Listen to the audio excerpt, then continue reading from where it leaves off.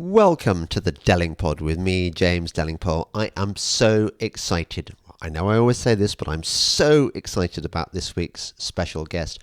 First off, we've got Calvin Robinson, and we talk about why the BBC needs to be defunded. Now, we also talk about teaching in a state school when you are a Conservative. Quite an interesting position to be in. Calvin tells me all. Then we have the very exciting Kurt Schlichter. He's a retired US infantry colonel, a litigator. He's occasionally a stand-up comic, he tells me. He's also a brilliant columnist for Townhall, and he tells me all about the key questions of our time. Is Trump going to win? How do we defeat Antifa? Why would anyone want to live in California? All sorts of stuff. It's really interesting. He's the guy who makes me look like a milquetoast pantywaist cuck.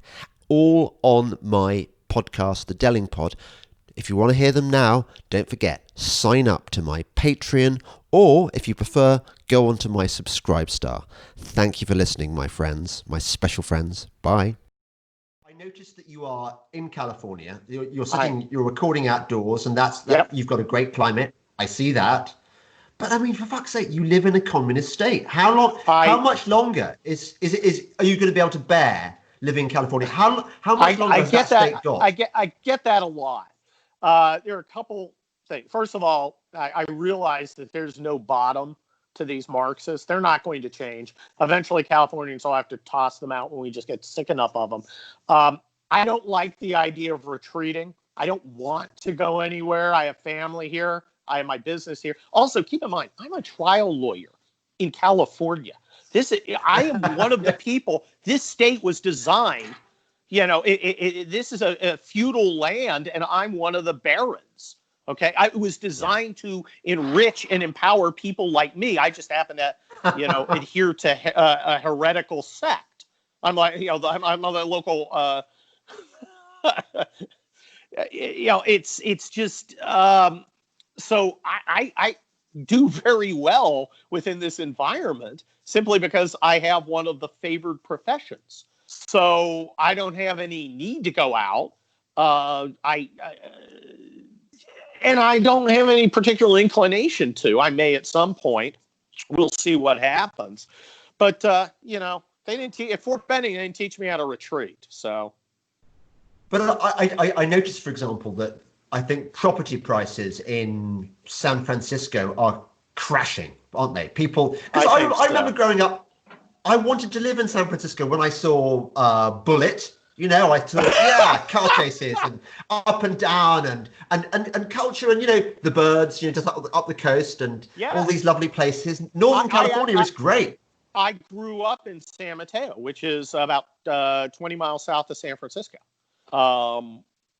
Right off of off 280.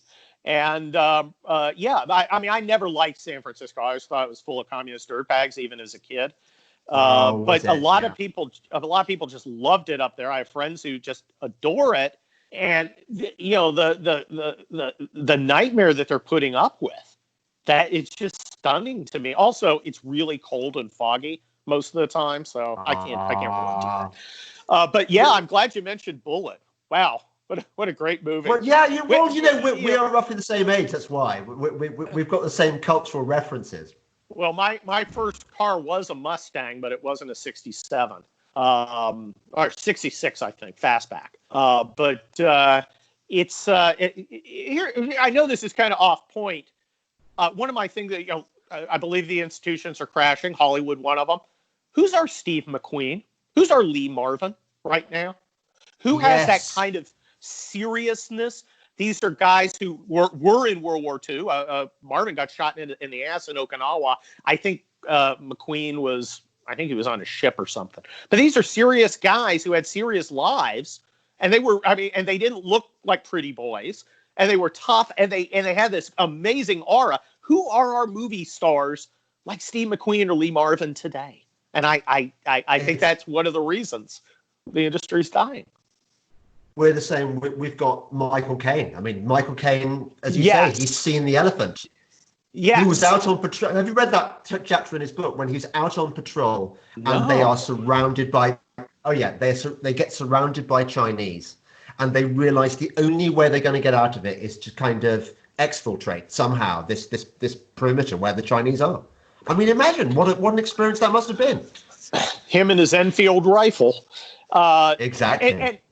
But he's so quintessentially British that you could talk to him for months and not know about